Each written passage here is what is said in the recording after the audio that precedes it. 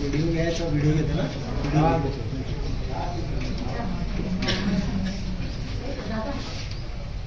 तारीखीच्या 4 सांगू का पूर्ण केली होती एवढे वर्ष शिकवलं पण कधी एक फोटो पण नाहीये माझा. खूप खूप त्यासाठी मी कृतज्ञ आहे. हा एकच शब्द मला खूप छान वाटतो त्यासाठी बोलताना. मला माहित होतं की शिकवायचं आहे पण मी शिकवणार. ऋणानुबंध कविता जी मी 6वीला शिकले, शिक्षकांना शिकवली आणि विद्यार्थ्यांनाही शिकवली. ऋण नावाची कविता श्री दी इनामदार. फार वेळ मी नाही घेणार आहे तुमचा, पण मी थोडा शिकवणार.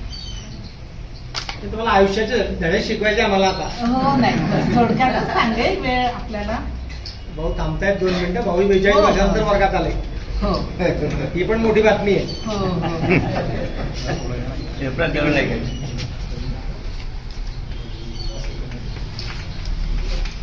एक कवी आज आपल्यामध्ये नाहीये, श्री देवी इनामदार.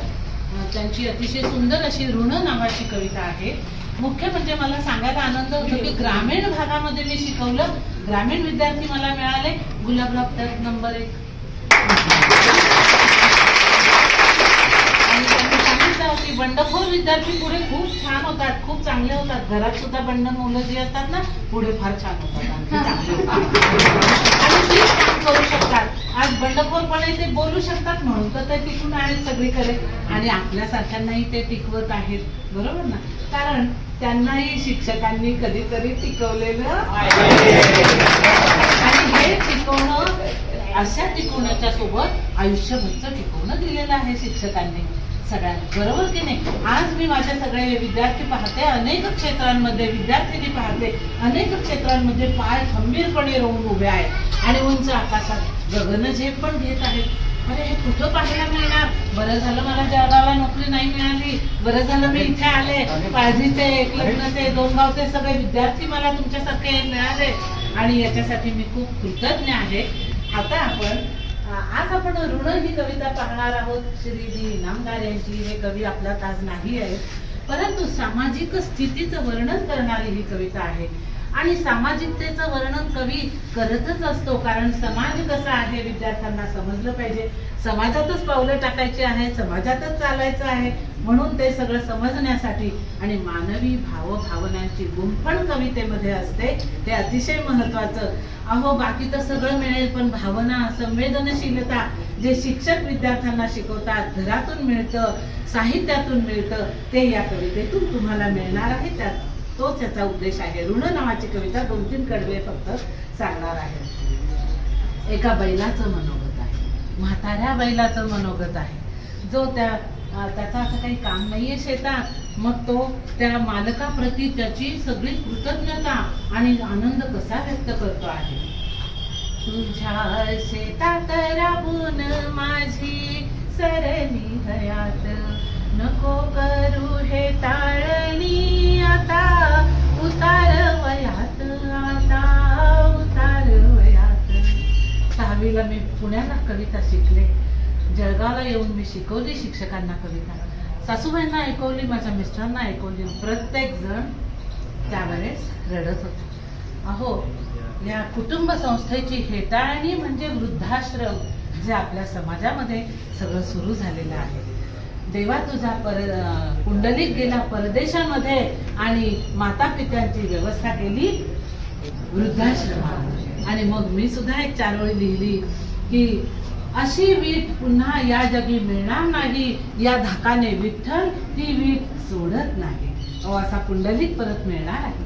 हे ऋण आहेत, सामाजिक ऋण आहेत, कौटुंबिक ऋण आहेत, आई वडिलांचे ऋण आहेत. तो बैल सांगतो आहे माझी हेटाळणी तू करू नको.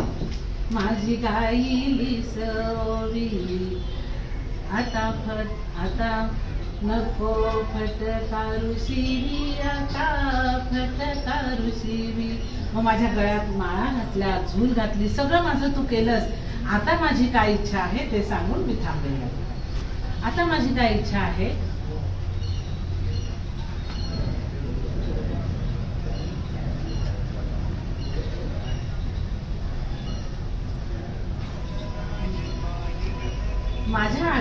तुझं मी रवंथ करत असतो. तू ज्या मला गोड आठवणी दिल्या आहेत त्याचं सगळं मी रवंथ करत असतो आणि त्याची जाणीव तुलाही असू दे.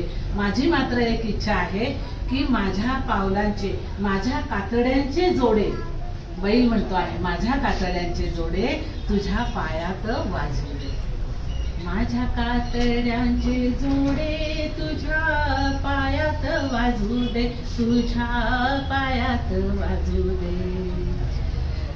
आता उतार वयात नको करू हे कारणी, असं बैल सांगतो आहे. पण त्या बैलाची इच्छा काय? मालकांप्रती किती एकनिष्ठा असावी हो. फार पूर्वी पाहिलेली निष्ठा चालली गेली, आता कोणत्या कोणत्या वाटांनी निष्ठा पळून जात आहेत ते आपल्याला परत आणायच्या आहे. शिक्षकांच्या माध्यमातून, विद्यार्थ्यांच्या माध्यमातून परत आणायचं आहे. त्याची एक निष्ठा आहे, एकनिष्ठा आहे तो त्याच्या मालकाशी. माझ्या कातड्याचे जोडे तुझ्या पायात वाजू दे. अहो, ही पसायदानी वृत्ती आहे.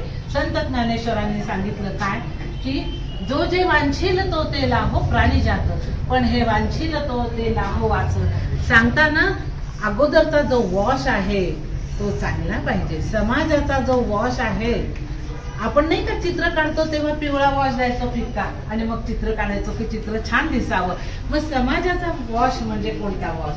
तर समाज सगळ्या रीतीने चांगला पाहिजे, निरागस मन पाहिजे मुलांसारखी. तेव्हा मग जो जे वांछील तो ते लाव, नाहीतर राक्षसी काम आहे. साक्षर झालो.